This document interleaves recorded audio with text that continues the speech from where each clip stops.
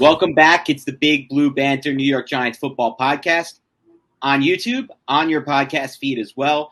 For those of you who are joining us and new to this, we are doing YouTube videos in addition to our podcast. This will also be on the podcast feed, so you might be listening to it on the podcast feed, but we strongly advise you to head on over to YouTube, type in Big Blue Banter. You'll see our logo, click the page, and you'll see a breakdown of the video with all of the all-22 coaches film, sideline angle, end zone angle. Nick has edited these bad boys up, so we have Kadarius Toney, who we're talking about today, circled in red. So it's a whole film cut up, and it's best followed on YouTube, but we're also going to drop this on a podcast feed. So for two reasons. One, shameless promotion and a shameless plug so we can get you over to that page, but also because some people like to hear the breakdowns of the plays. Very similar to what we do on the All-22 podcast anyway, without the film. But we have the film here, so we'll be breaking it down here. Let's dive right into this thing. We'll be doing a Kadarius Toney breakdown of all of his best plays from his breakout performance with the New York Giants. So, Nick, where are we starting today?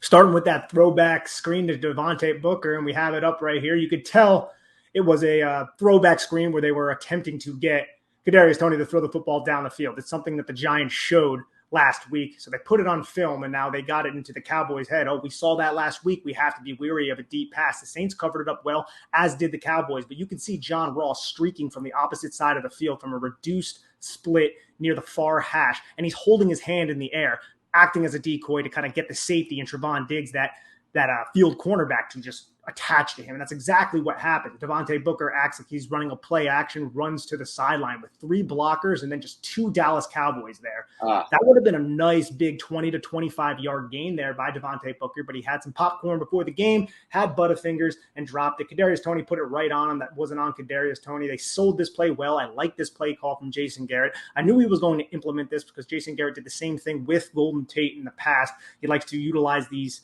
multi-dimensional type of athletes, and Devontae Booker just has to catch this football right here. Hopefully this is blocked up, and then Booker would have had, I believe that is Matt Skura in space, or it might have been Billy Price in space running, probably would have picked up 25 to 30 yards. And just imagine, so much to say about this play. First of all, just imagining this play with Saquon Barkley instead of Devontae Booker and with some actual offensive linemen who have athleticism to get in space and block, you can envision this being a touchdown play on the Giants 2022 film, or even really some point in this 2021 season. It's not going to be as easy with these linemen, none of whom are really that athletic in space, in my opinion, to get out there and make this a maximized play. But sometimes Barkley can just crease this bad boy and take this thing for a touchdown.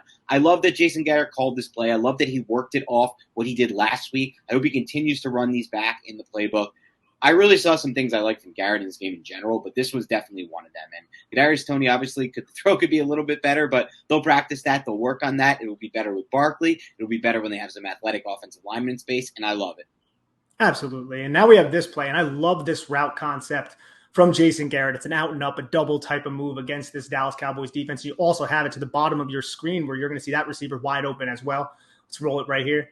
We'll see. Runs that out route. Watch number 30, Anthony Brown, break on it. His hips are going downward towards the sideline right there, and he's not ready for Kadarius Toney to do that. And look at the space right there between Kadarius Toney and Anthony Brown.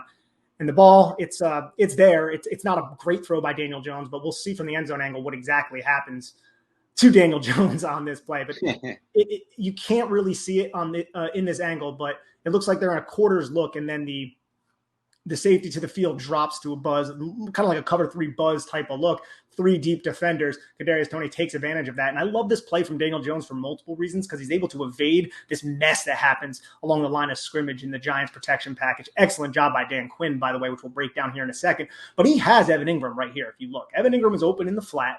He knows he's open in the flat, but he doesn't throw the football there, and he waits to see what happens with Kadarius Toney. I like that about Daniel Jones. That shows aggressiveness. That shows cojones, to be honest, because he could take what's there. He could take what the defense is giving him and live to fight another play, possibly get a first down here. But instead, he wants that big play, and he takes a brutal hit there in order to get that big play. And Kadarius Toney's excellent body control, tracking, and just a phenomenal play by that receiver.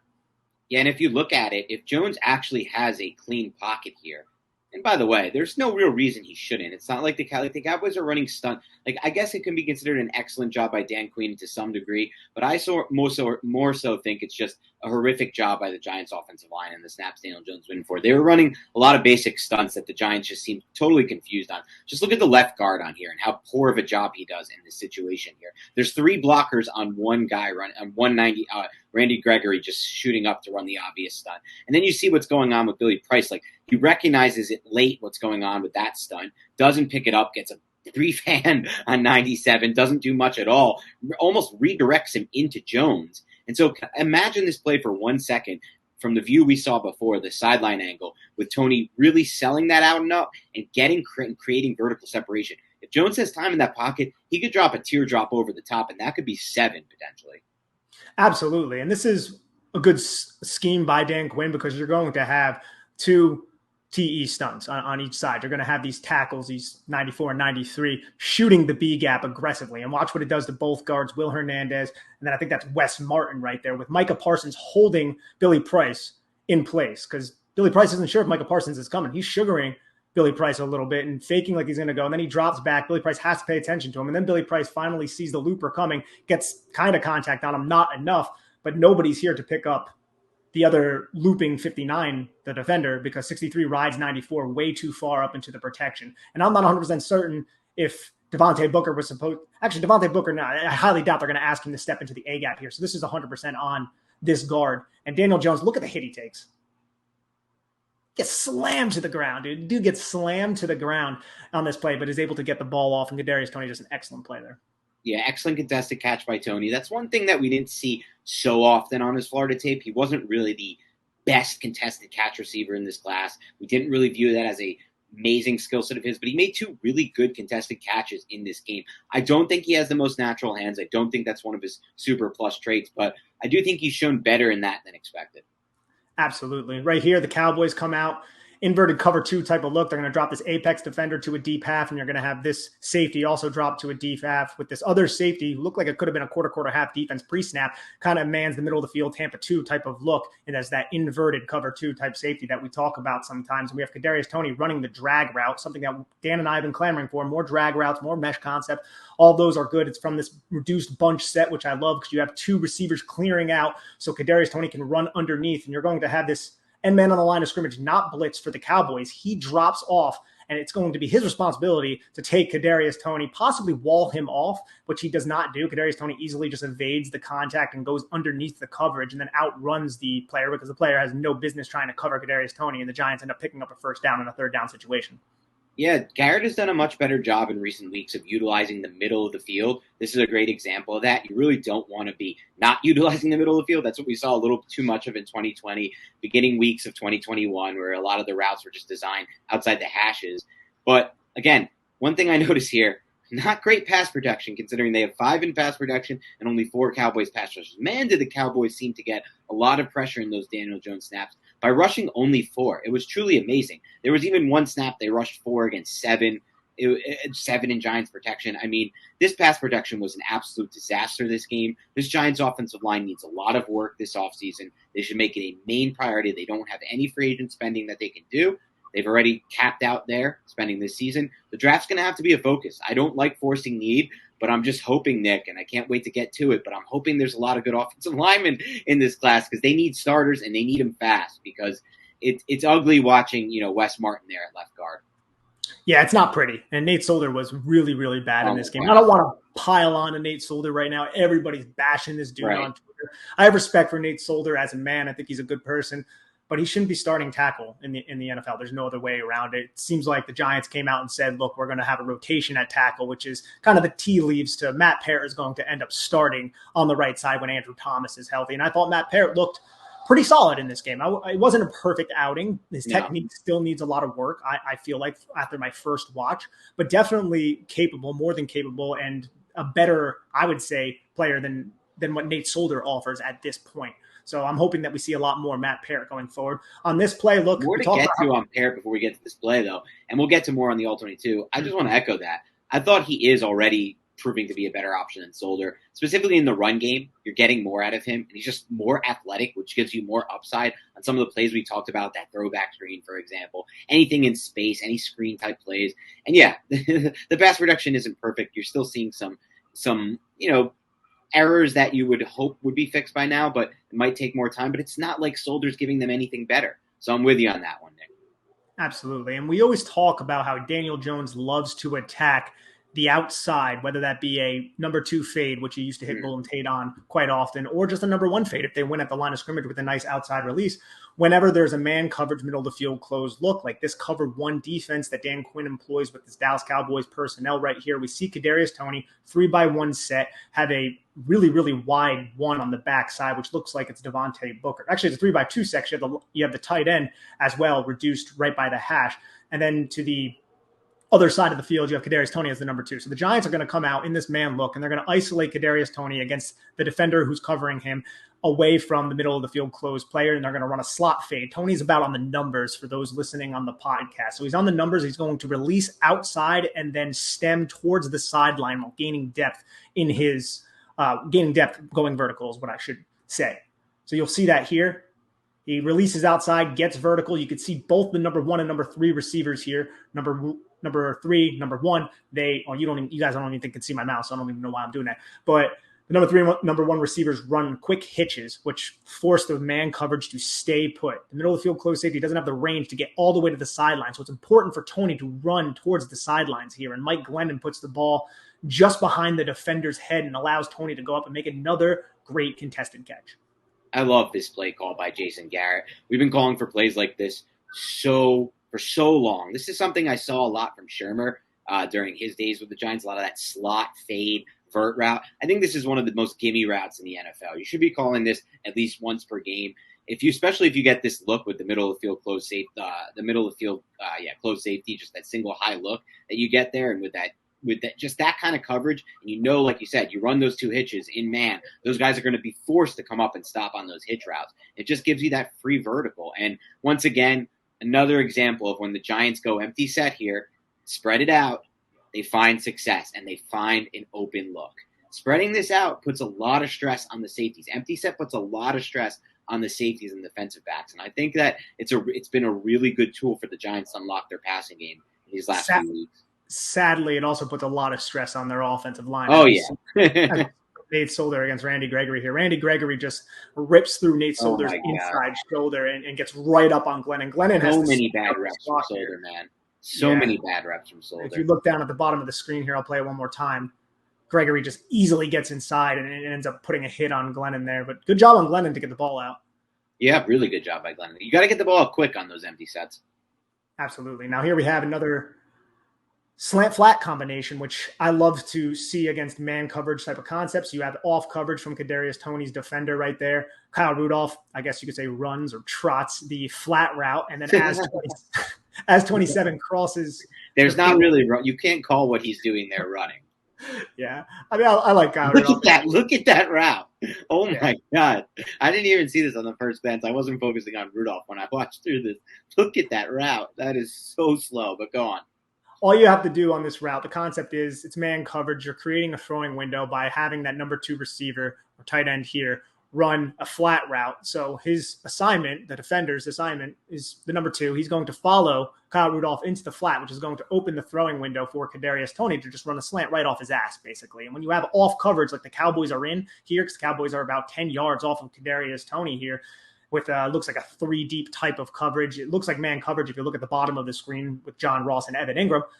Kadarius Toney has an easy just window right there because of the route concept. So I like the fact that Jason Garrett was able to utilize his playbook, slant flat. He's a big slant flat proponent, and take advantage of man coverage here, especially when the Cowboys were off. This is an easy pitch and catch right here for the quarterback and Kadarius Toney. The quarterback here was Mike Glennon. And you won't be able to hear this on the podcast or see this obviously on the podcast. But that route, one of the little nuances I liked a lot about that play was how Toney runs that route. You see a lot of players when they run this inside slant, they'll kind of round it off a little bit, or they're kind of like float a little bit into where the coverage is, where that second defensive back is. He really makes a sharp turn to get around the 40 there. I mean, that is there is no wasted space there. Yeah, he keeps it incredibly tight. And this is the play where Kadarius Toney turned the NFL into the UFC and punched Demonte Casey, I believe. I think Casey slams him shortly after this, but I didn't end up recording his last play of the game. Yeah, his last play of the game.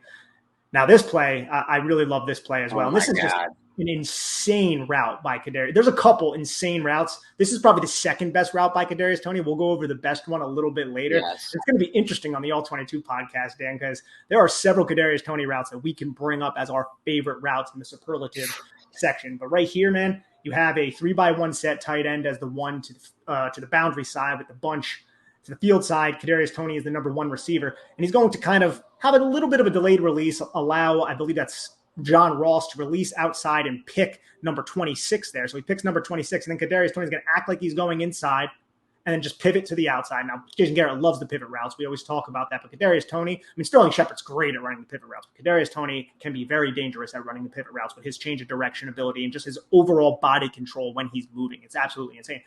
But he catches his football, makes 3 defenders miss, almost takes this in for a touchdown. And, man, I wish he got in for the touchdown, because if he got in for the touchdown, Daniel Jones never gets hurt in this game. Right. And it's the butterfly effect. But we'll play it one more time here. Catches that football. And you could also see Kenny Golladay might have been open here. He realizes it as well. But at the same time, I think the defense was reading Daniel Jones here in this zone type of coverage. They were reading Daniel Jones' eyes. Jones went right to Kadarius Toney, who had all the space in the world because John Ross ran that outside release, kind of picking that defender away from getting to Kadarius Toney. And Trevon Diggs was way too far off to kind of get over the top of that pick and get to Kadarius Toney, as you could see there. And then Toney, so smart, picking and choosing where to go. Now, I want to play it one more time. I know I said it last time. We're only going to play it one more time. But here, watch how he has plenty of options at the point of catch. Right? Catches the football, makes that guy miss. Now he can go to the left, he can go straight ahead, or he can go inside where he sees blockers, sees Kyle Rudolph, and then outruns 30, but too bad that that defender got a piece of his leg. It's like he had the ball carrier vision, if we're going to use a Madden trait, to see his blocks and then run behind them to kind of get close to the end zone there. He landed at the 1 yard line, unfortunately. Yeah, and run it back a little bit. I love this play. I put this one on Twitter, actually. What I love most about this is just look how smooth that jump cut transition is from the post catch, from the point where he makes the catch. Oh, my God. Like, he just knows his move already. Before he makes this catch, and you always hear, like, don't make your move before you secure the catch. He secures the catch and knows what he wants to do, and he's so smooth at splitting those defenders with his transition upfield by just leaning on that left leg after catching it and just kind of jump cutting sort of forward. And then I love what you said there, because once he gets it into space, everyone would think here you want to break left, right? You want to try to break left. But that's where the defender has the angle. If you watch the Cowboys defender closest to him, he starts to take that step left and then has to readjust, which sets up the Kyle Rudolph block. But even with the Kyle Rudolph block, there's one unblocked defender, number 30, sitting, waiting for him at the 15. I don't really know how he creases that to get to the 2. I've looked at this play a bunch of times. There's no way he should be able to crease that with the defender sitting at the number 30 at the 15. Finds a way anyway. And like you said, I wish he had gotten all the way in. Or, I wish the Giants had ran their first play-action leak at the goal line. They're the only team in the NFL who I haven't seen run that once already. You fake the handoff, the tight end leaks out, it's the second tight end, or you bring in the extra blocking tight end, you throw him the open touchdown. You haven't run it all year. It's week 5. It's probably going to work. Worst case, it's incomplete. Most likely, it's a touchdown. Jones never gets hurt. Of course, they're always focused when they get down to that 2-yard line. The first play seems to always be a run up the middle. And 2 runs up the middle, Jones bootleg, and the rest was history there. Yeah, and on those runs up the middle, it was a unique formation, right, with Elijah Penny and Evan Ingram kind of in there in a big personnel package. But each play, Micah Parsons blew it up. Micah Parsons was all over the place on both of those plays. We'll break that down on the podcast. That's not something for this specific video. But, man, dude, I don't know. I think he knows that Kenny Golladay and Kyle Rudolph are there, and there's only 2 defenders up there, so he runs that direction. Kenny Golladay is a bit slow to get to blocking, which isn't something you'd love to see. You're not going to knock him for it because he didn't know what was going to end up happening, but still, you always look for work. We always talk about offensive linemen looking for work. I think that applies to receivers as well. Sterling Shepard does that. He was also playing hurt, just not to give him a full excuse. Yeah. But the knee injury he suffered was earlier in the game, and he played through it. Absolutely. And then I wish Kyle Rudolph didn't just kind of push him, because then it would have been a touchdown as well. Right. More of a sustained block. But, I'm kind of picking things to complain about right now. And then right here, we just have a stick flat combination.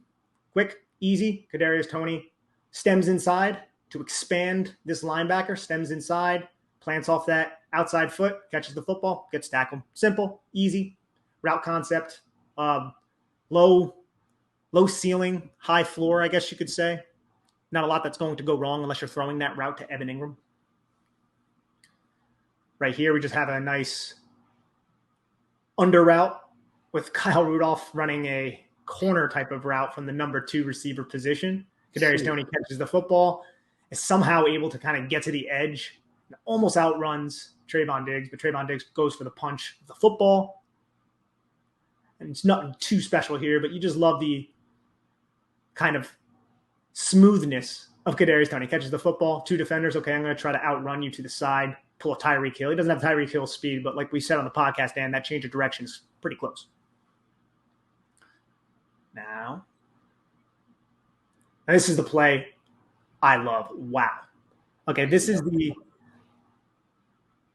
play action pass where look how close he get. Look who he beats at the end. Look at him beat Trayvon Diggs at the end too. That's like one of the low key best parts about this route that no one's talking about, because this one's obviously all over Twitter. Okay, go for it, Nick.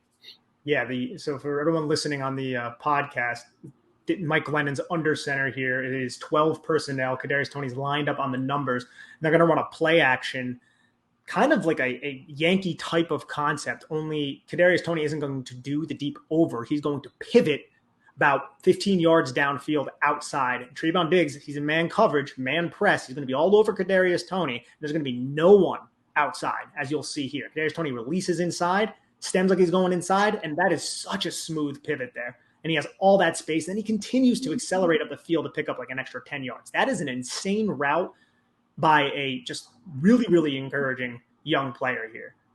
And good job on Mike Glennon to actually roll out, set up on that far hash, and find Kadarius Toney open. That's a really nice play by Mike Glennon there. He's Mike Glennon, and he made a lot of mistakes in this game, but that's still a nice recognition by Glennon there.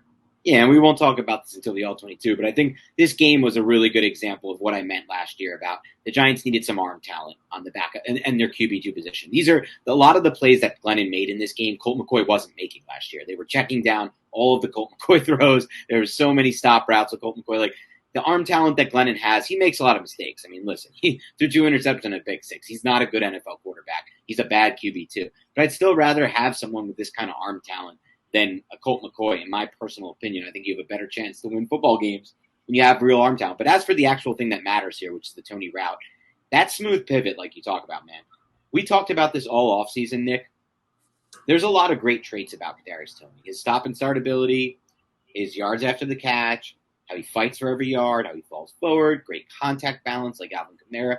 But this is the trait that really stands out to me, because this is the one that can make him go from a nice, like, not gadget type player, but like solid wide receiver 2 to an elite wide receiver 1 and the best wide receiver on this roster, and maybe like the best in football. And that sounds insane to say, and I'm not saying he will be that. What I'm saying is, if he works his ass off on his craft, he has all the physical tools, maybe not to be the best, but to be at least in the top 10 conversation. Because, yeah, he may not be the best contested catch guy. He may not have the best vert or natural hands. But when you have the ability to separate like that, that's exactly what made Antonio Brown what Antonio Brown was. Antonio Brown was a late-round draft pick out of Central Michigan. What was he, a 4th-round pick? I mean, so. He became one of the best receivers, if not the best receiver in the NFL for a 2-3 year stretch, with his ability to smoothly pivot and change directions within his routes. It's not just after the catch where this helps you. What it helps you even more with is on plays like this, where you can see him creating so much separation from Trayvon Diggs here, the defensive back, on this pivot and cutback. I mean, the space he creates here is unbelievable. Watch, boom! And that defensive back is yards behind him. And even if he has to, after he has to stop to make this catch, because it's not a perfect ball. Perfect ball from Glennon here, or any quarterback, leads Toney a little bit more toward the sideline so he can catch it and not have to slow down. He has to stop to make this catch and then still almost outruns Trayvon Diggs because he has so much space that he created from the route. This is the play, man, where I look at it, and he had one of these his week before, but I look at this and I'm like, man, this guy could be really, really freaking good. And this is great on just the overall play design, too, because Trayvon Diggs, great cornerback, ascending star, could be a top 5 cornerback at the end of the season. He's on that kind of trajectory right now, but he's aggressive, right? So Kadarius Toney, he releases inside here. Trayvon Diggs kind of gets to that inside hip, right? Because he's looking to undercut some sort of over route. That's what he's trying to do. You can see how he's inside. He's like, okay, you're going to try to run a deep horizontal cross. I'm going to undercut that. If Mike Glennon wants to throw that football, I'm going to come away with an interception. Look at me. I'm awesome, because he is awesome, to be honest. But Kadarius Toney's like, nah, son, pivot outside. And now Trevon Diggs is completely out of position because he got a little bit too aggressive with his positioning because he thought it was going to be a deep over route. And that's what the Giants wanted him to think. And that's why that play is really brilliant. And kudos to Garrett for using the back to leak out there in that spot where the linebacker can't get any depth to potentially, get into the passing lane there for Mike Glennon. Another good part of that design is that as well. Absolutely. And this play, it's a little scratchy, so we're not going to go over too much, but you run Toney as a fast 3 over here. The linebacker expands, and then the Cowboys don't react to Toney's presence. So Glennon just throws it to Toney, and look at the space between Leighton Vander Esch, who I guess was originally had his eye on Kadarius Toney. He's not manned up on Kadarius Toney. I don't believe, at least. He shouldn't be. But there's just so much space there. Vander Esch is the one who expanded expanded after the positioning of Toney changed. But I just like that play call just to kind of get Toney in space, see if the defense reacts. If they don't react, just take the free yardage. Then we Exactly. I was going to say, it seems so simple, but that's the type of play you see a lot from the good teams. The Chiefs, the Bills, running that super athlete into space, seeing, like you said, if the defense reacts to it. And if they don't, you take the free yards. Take free yards, like, all the time. And those you'll see it if you're watching this on YouTube. Those are as free yards as it gets. Yeah, too bad this one's a little choppy, as you guys can see. It's a little wonky for those watching on YouTube. But the next play is also a similar type of play. The Giants use tempo here, and the Cowboys defense isn't set, and they get Kadarius Toney outside on a stack. And Kadarius Toney at the line of scrimmage just turns towards Mike Glennon. Mike Glennon reads the defense, sees that the numbers aren't there for Dallas defense, and he just fires a quick little pass to Kadarius Toney, and Toney picks up about 7 or 8 yards. Yep, excellent, easy, free yardage play. And here is just an end zone angle of another pass back when Daniel Jones was in. You can just see Kadarius Toney making people miss, man. That's the play from before. Yeah. And here's another play that I like. You line up with 2 running backs, if you want to call them that, Kadarius Toney being one of those running backs, and then you fast 3 them, as we talk about on the podcast. You run them as a fast 3 towards the field, get the defense looking, oh, no, what's going on with Kadarius Toney over there? And then watch. Wide open Evan Ingram. Why is Evan Ingram wide open? Well, let's see. Kadarius Toney rolling out, draws the linebacker, as you can see, to the field side, starts moving in that direction, expanding with Kadarius Toney, kind of anticipating some sort of pass to the flat, want to get numbers for Dallas out there. But in doing so, what does that do? Well, it creates a pick, but we're not going to talk about that. It just opens up a huge throwing window for the quick slant to Evan Ingram. And easy pitch and catch right there from the quarterback and Evan Ingram. Stop it at the catch point, because I will say this. I put this one on Twitter. I would love to see Evan Ingram plant and get vertical after the catch here. I really would. It's not going to be a touchdown. He's not going to crease this, but he could pick up a lot more yards if he just plants and gets vertical there. Yeah, no, I think you're right, dude. I really do. But this play is created because of Kadarius Toney. Oh, yeah. It's all yep. But he made the defense react, and that's how much. This is what we talked about: using him in pre-snap motion, getting the defense's eyes on him. And after a game like this, and even plays like this, you're going to see more and more defenses are going to be forced to literally keep their eyes on him all game long and make sure that they don't take him off him. Because if they do, he's not going to. It's going to work out not in your favor. And by the way, say hello to the Eli Manning bobblehead for those of you watching. I'm looking up at the main screen here. This is where I watch the film on my second monitor, so you'll see me looking up during the videos. But Eli Manning bobblehead, baby. Love it. Gotta love it. Eli Manning's always here. For those of you who went to Wisconsin or know of it, Mondays, the best bar in Madison, Mondays. Actually used to work there. Funny story for another podcast. I was a bouncer at a bar in college, yes. 5'8", 155 pounds, soaking wet. But I was lifting at the time, so maybe like 165 pounds, muscular, somehow bouncing. So just a little shout out to Mondays, little shout out to you. You do you, baby. You do you. There's the bobblehead. All right, that's all we have for today on this breakdown. Thank you to everybody tuning in. This is the Big Blue Banter podcast. Keep it locked and loaded. More videos, more podcasts coming your way.